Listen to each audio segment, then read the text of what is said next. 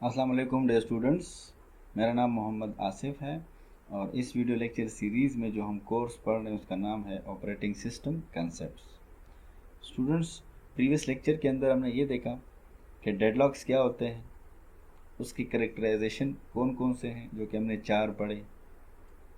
हमने resource allocation graph के बारे में जानने की कोशिश की कि रिसोर्स एलोकेशन ग्राफ क्या चीज़ है और उसके ऊपर एग्जाम्पल देखी कि रिसोर्स एलोकेशन ग्राफ जो है वो क्यों इतना इम्पोर्टेंट है और इससे हमें क्या इन्फॉर्मेशन मिलती है, उसके एग्जांपल हमने देखे।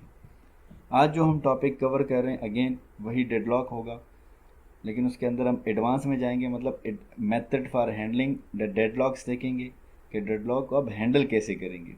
इससे पहले हमने डेडलॉक के बारे में जाना, डेडलॉक क्या होता है, कैसे अकर हो सकता है, वगैरह वगैरह।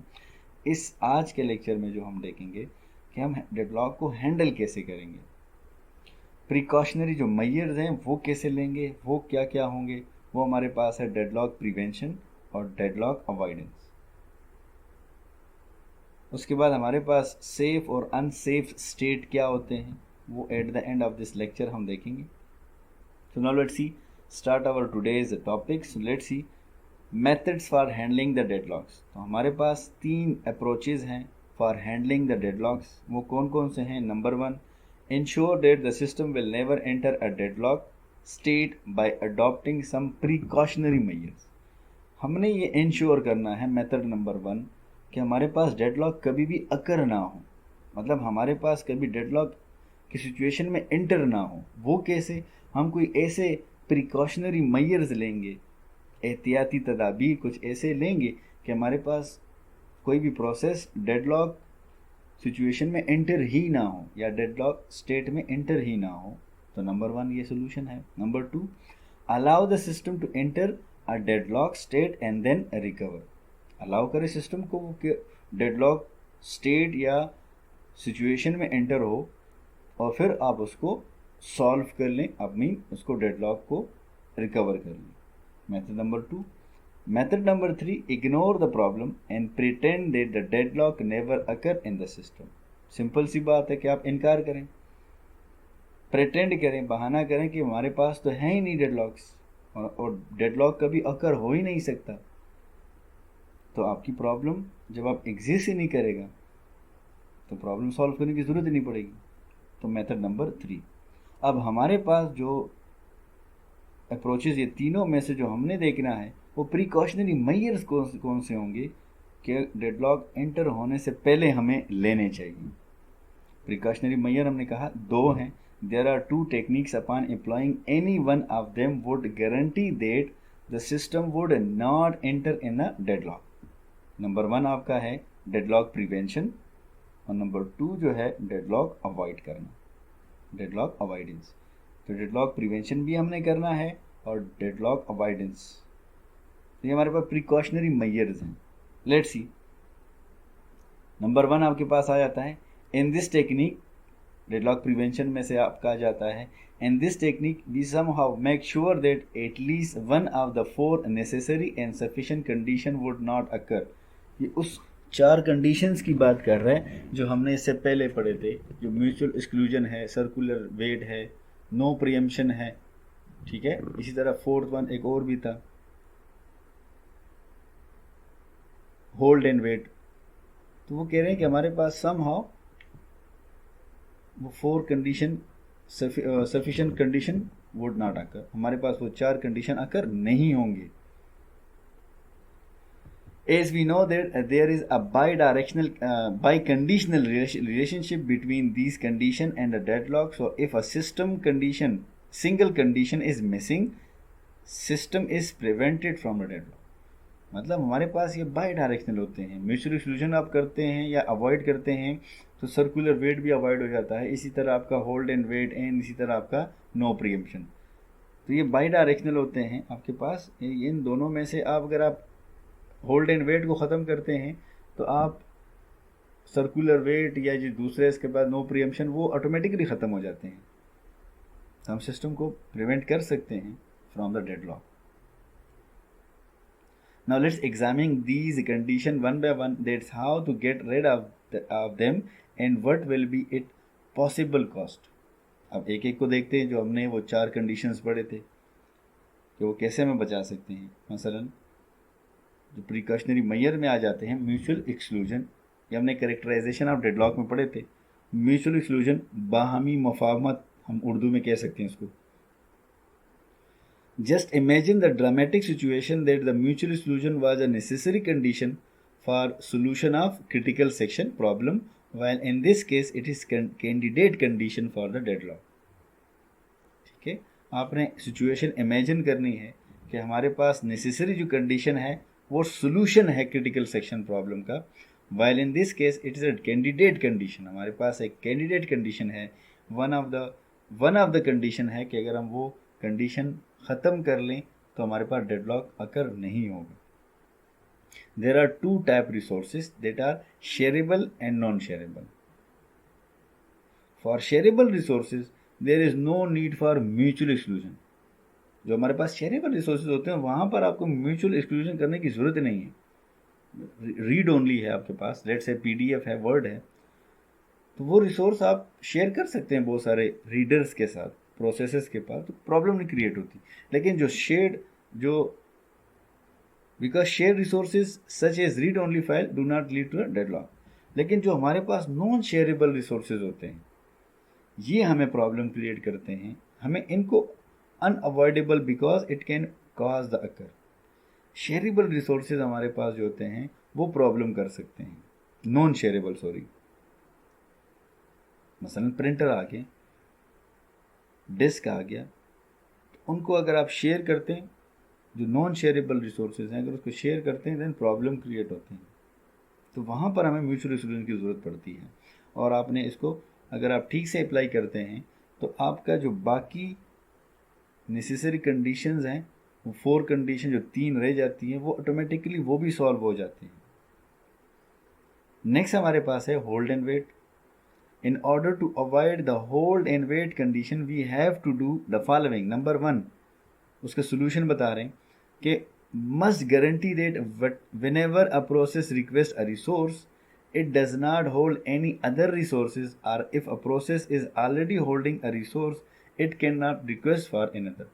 सिंपल सा solution है hold और wait के लिए कि जब अगर आपने ये गारंटी करना है कि अगर कोई प्रोसेस रिक्वेस्ट करता है किसी रिसोर्स के लिए, तो आपने पहले नंबर 1 आपने ये देखना चाहिए कि उसके पास कोई दूसरा रिसोर्स अवेलेबल ना हो, और अगर उसके पास ऑलरेडी एक रिसोर्स हो तो उसका रिक्वेस्ट आप लोग रिजेक्ट कर दें। ठीक है, उसको पहले कहें कि आप इस रिसोर्स को रिलीज करें, उसके बाद आप रिक्वेस्ट कर सकते हैं फॉर दूसरा या तीसरा resource. So it requires process to request and be allocated all its resources before it begin execution, or allow process to request resources only when the process has none. ये बड़ा simple है, मैंने आपको समझाया कि आप उस प्रोसेसेस को रनिंग में लेकर आएं कि उसके पास सिर्फ एक ही रिसोर्स हो, उसको रनिंग में लेके आ जाएं। ठीक है, दूसरा एक प्रोसेस अगर उसके पास एक प्रोसेस के पास अगर ऑलरेडी एक रिसोर्स है और वो दूसरे के लिए रिक्वेस्ट कर रहा है, तो इस तरह के रिक्वेस्ट को फुलफिल ना करें, वरना एक प्रॉब्लम क्रिएट हो जाएगी। पहले उसको रिलीज करना पड़ेगा रिसोर्स नंबर 1 को, देन रिसोर्स नंबर 2 बेशक उसको अलॉट कर दें। इससे जो प्रॉब्लम क्रिएट होती है वो स्टारवेशन की होती है, वो मैं आपको पहले भी समझा चुका हूँ। What is starvation problem? The probability that all required resources of the process will be available is low, so process may be in an indefinite मतलब इनफाइनाइट वेटिंग में चले जाते हैं, जिसे हम लोग स्टारवेशन का प्रॉब्लम बोलते हैं। अब ये स्टारवेशन क्या है? Low resource utilization. Say for the instance that a system is able to allocate all the required resources to the process simultaneously, then the process may be using any one of them and rest of the resources may not be in utilization. This will cause poor resource utilization. ठीक है, आप एक hold करते हैं और दूसरे के लिए रिक्वेस्ट करते हैं, तो एक रिसोर्स जो किसी और को चाहिए होता है वो आप होल्ड कर रहे होते हैं, आपकी वजह से कि और प्रोसेस जो वेटिंग में आ जाते हैं, और जो रिसोर्स है उसकी जो लो रिसोर्स यूटिलाइजेशन होती है, मतलब वो रिसोर्स आपने होल्ड कर रखा है बहुत टाइम के लिए, तो वो रिसोर्स यूज़ हो ही नहीं रहा, हम उस कह सकते हैं उसको पुअर रिसोर्स यूटिलाइजेशन होती है। तो आपने इसको मैक्सिमम यूटिलाइज करना है तो उसको रिलीज करें ताकि उसको कोई और यूज़ करे, जब आपको ज़रूरत हो आप दोबारा उसके लिए रिक्वेस्ट कर दें। नेक्स्ट हमारे पास है नो प्रीएम्पशन। उसका सोल्यूशन क्या है? If a process that is holding some resources request another resource then can be immediately allocated to it. In allocated मतलब अब अगर यहाँ पर सिचुएशन ही डिफरेंट है। अब वो कह रहे हैं अगर आपके पास एक रिसोर्स है और आप दूसरे रिसोर्स के लिए रिक्वेस्ट करते हैं, तो अगर आपके पास जिसके लिए वो रिक्वेस्ट कर रहे हैं और वो अवेलेबल है, तो डायरेक्टली इस प्रोसेस को दे दें, इसको लेट ना करना, वरना शायद अगर आप लेट करते हैं या नहीं देते तो वो रिसोर्स जो अभी अवेलेबल है वो कोई और एक्वायर कर ले। तो अगर अवेलेबल है तो इसको जल्दी से दे दें इसी प्रोसेस को, ताकि वो अपनी प्रोसेसिंग कंप्लीट करके दोनों रिसोर्सेज वापस कर दें, रिलीज कर दें। Situation number 1, if a process that is holding some resources requests another resource that cannot be immediately allocated to it, then all the resources currently being held are released. Situation number 2, अगर आप request करते हैं और वो resource available इस दफ़ा नहीं है, तो आपको ये करना चाहिए कि जो प्रोसेस के पास 1 या 2 या 3 जितने भी रिसोर्सेज हैं उसको रिलीज़ कर दें, क्योंकि आप जिस रिसोर्स का वेट कर रहे हैं वो फ्री नहीं है, लेकिन आपके पास जो रिसोर्सेज हैं उसको फ्री कर दें, ताकि जो इस रिसोर्सेज के लिए 1 2 3 के लिए जो वेट कर रहा है वो अपना काम एग्जीक्यूशन स्टार्ट कर सके, इससे प्रॉब्लम क्रिएट नहीं होगा। Simple is that. Preempted resources are added to the list of resources for which the process is waiting. जैसे मैंने अभी कहा आप लोगों को, process will be restarted only when it can regain its old resources as well as the new one that is it is requesting.